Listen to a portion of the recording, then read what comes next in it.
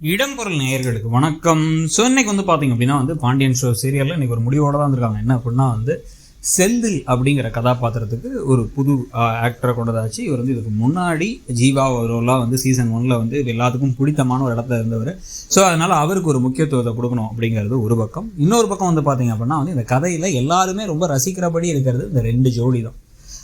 கதிர் ராஜி ஒரு பக்கம், இன்னொரு பக்கம் செந்தில் மீனா. அதுலேயும் மீனாவுக்கு தான் அதிகமாக ஃபேன்ஸ் இருந்தாங்க. செந்திலுக்கு முன்னாடி ஃபேன்ஸ் அதிகமாக இல்லை. ஏன்னா செந்தில் வாயை திறந்து பேசவே மாட்டார். அவருக்கு தனியாக எந்த ஒரு சுய புத்தியோட ஒரு விஷயத்த அவர் பேசினார், ஒரு டெசிஷன் எடுத்தாருன்னு கூட இருக்காது. அவரோட கல்யாண விஷயத்த கூட கதிர் தான் பாஞ்சு செஞ்சிருப்பார். கதிர் தான் அவரை கூட்டு போய் அந்த வீட்டுக்கே கல்யாண வீட்டுக்கே கூட்டு போயிட்டு அவங்க முதல்ல மீனா வீட்டுக்கு கூட்டு போய் பொண்ணு கேட்கறது எல்லா விஷயத்தையும் பண்ணார். அப்புறமா கல்யாணத்துக்கான ஏற்பாடு செலவு எல்லாமே கதிர் பண்ணதாக தான் இருந்துச்சு. ஆனால் அந்த கதாபாத்திரத்தை இப்போ மாற்றி கொஞ்சம் ஸ்ட்ராங் ஆக்கணுங்கிறதுக்காக தான் இந்த விஷயம் நடக்குது. என்னென்னா இவர் இதுக்கப்புறம் ஆக்டிங் டிரைவராக கதிர் சனி ஞாயிறில் வேலை பார்க்க போகிறார் அப்படிங்கிறது ஒன்று. இன்னொரு பக்கம் பார்த்தீங்கன்னா ஜீவா கவர்மெண்ட் எக்ஸாம் எழுத போகிறாருங்கிறது ஒன்று.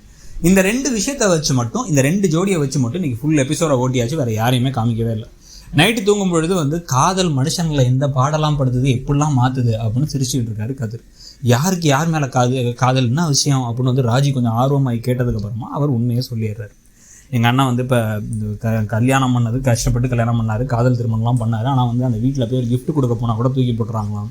அதுக்கான காரணம் எங்கள் அண்ணன் ஒரு கவர்மெண்ட் ஆஃபீஸர் இல்லைங்கிறனால தானே. அதனால் எங்கள் அண்ணன் இப்போ கவர்மெண்ட் எக்ஸாம் எழுதி எப்படியா கிளியர் பண்ணி வேலைக்கு போகணும்னு முடிவு பண்ணிடுச்சு. அது போகலை. ஆனால் அந்த ஒரு முடிவை எடுத்ததே பெரிய விஷயமா இருக்குது. அதுவும் எங்கள் பெரிய அண்ணனும் ஏற்கனவே வேலைக்கு போகிறாங்க. இவங்களும் 2 பேருமே கவர்மெண்ட் ஆஃபீஸராக இருந்தால் நல்லா தானே இருக்கும் அப்படின்னு பெருமையாக பேசிட்டு இதை யாட்டி சொல்லாத அப்படின்னு கதிர் சொல்லிடுறாரு. தேவையெல்லாம் பிரச்சனை வரும் அப்படின்னு சரி சொல்லலை அப்படின்னா மீனா அண்ணி கூட ரொம்ப க்ளோஸ்ன்னு தெரியும், அவங்களோட உளறி வச்சிடாத அப்படின்னு சொல்லிட்டார்.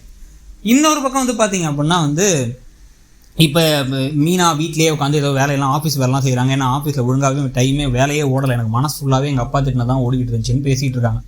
நீ வேலை செய்ய, நான் ஹெல்ப் பண்ணுறேன்னா என் ஆஃபீஸ் வேலை உனக்கு எப்படி தெரியும் அப்படின்னா அந்த வேலை தெரியாட்டி உனக்கு கை கால் அமைக்க விடுவேன், இல்லை உனக்கு ஒரு டீ போட்டு கொடுப்பேன்ல அப்படின்னு இவர் பேசின உடனே அவங்க சிரிச்சுட்டு அதெல்லாம் வேணாம் அப்படிங்கிறாங்க. பேசிக்கிட்டே 2 பேரும் பேசிக்கிட்டு இருக்கும்போது டக்குன்னு இந்த இவங்க கதிர் பயிரும் இவ்வளோ கஷ்டப்படுறாங்க, கடைசியில் இப்போ ஆக்டிங் டிரைவராக வேறு போகிறாங்கிறான் சனியாக இருக்குது அப்படின்னு தம்பி சொன்ன ரகசியத்தை இங்கே அண்ணன் உடச்சிட்றாரு. அங்கே ஏற்கனவே அண்ணன் சொன்ன ரகசியத்தை தம்பி உடச்சாச்சு மனைவிகள்கிட்ட.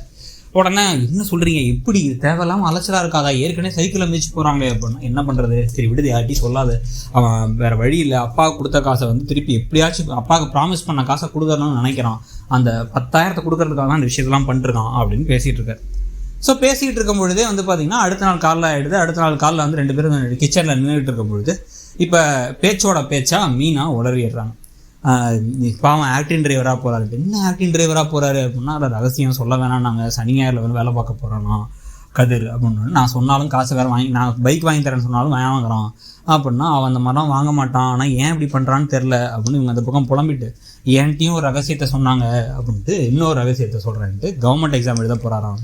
நிஜமாவா அப்படின்னா நிஜமா அப்படின்னா அவர் எழுதல, ஆனால் மனசை தோணிருக்கே அதுவே சந்தோஷமாக இருக்குது அப்படின்னு கொடுத்து மீனா உள்ளே ஓடி போய் இப்போ ஜீவா கிட்ட கேட்க, ஜீவா செந்தில் கிட்ட கேட்க, செந்தில் உடனே முதல்ல மறுத்தாலும் அப்புறம் ஆமாம் உனக்காக நான் எப்படி எழுதி கிளியர் பண்ணுறேன், அப்புறம் வீட்டில் எல்லாத்தையும் சொல்லிக்கலாம் அப்படின்னு சந்தோஷப்பட்டு கட்டி வேற பிடிச்சிக்கிறாங்க. அதுக்கு பிறகு சரி ஓகே உங்களுக்கு ஒரு கிஃப்ட் தரேன் அப்படின்னு சொல்லிட்டு அதுக்கு போல உங்களுக்கு நான் சட்டையை அயன் பண்ணி தரேன்னு இவங்க அயன் பண்ண போகிறாங்க. போகும்பொழுது சரி ஓகே அந்த ரகசியத்தை உளர்ன மாதிரி நீ ஆக்டிங் டிரைவர் ரகசியத்தை உளரல அப்படின்னா அதெல்லாம் நான் உளரலையே அப்படின்னு சமாளிக்கிறாங்க. ஆனால் உளறிட்டாங்க அவங்க வேறு. இப்போ இதில் வேறு ராஜி கொடுன்னு ஓடி போய் இப்போ கதிர்கிட்ட போயிட்டு என்ன நினச்சிட்டு இருக்கோம், என்ன பிளான் அப்படின்னா ஃப்ரெண்ட்ஸை சாயங்காலம் பார்க்க போகிறேங்கிறாங்க.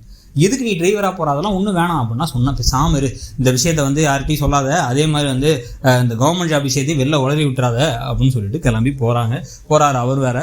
ஸோ இப்போ இந்த 2 ரகசியத்தை 2 ஜோடிகளும் மாற்றி எல்லாத்துக்கும் சொன்னதை வச்சு தான் கதை இப்போ போணுச்சுங்கிறத பற்றி என்ன நினைக்கிறீங்க, எப்படி இருக்குது இந்த 2 பேர் அப்படிங்கிறத சொல்லுங்கள். தேங்க்யூ. இடம்பொருள் நேயர்களுக்கு வணக்கம். ஸோ இன்னைக்கு பார்த்தீங்க அப்படின்னா பாண்டியன் ஷோ சீரியலில் இன்றைக்கி ஒரு முடிவோடு தான் வந்திருக்காங்க. என்ன அப்படின்னா செந்தில் அப்படிங்கிற கதாபாத்திரத்துக்கு ஒரு புது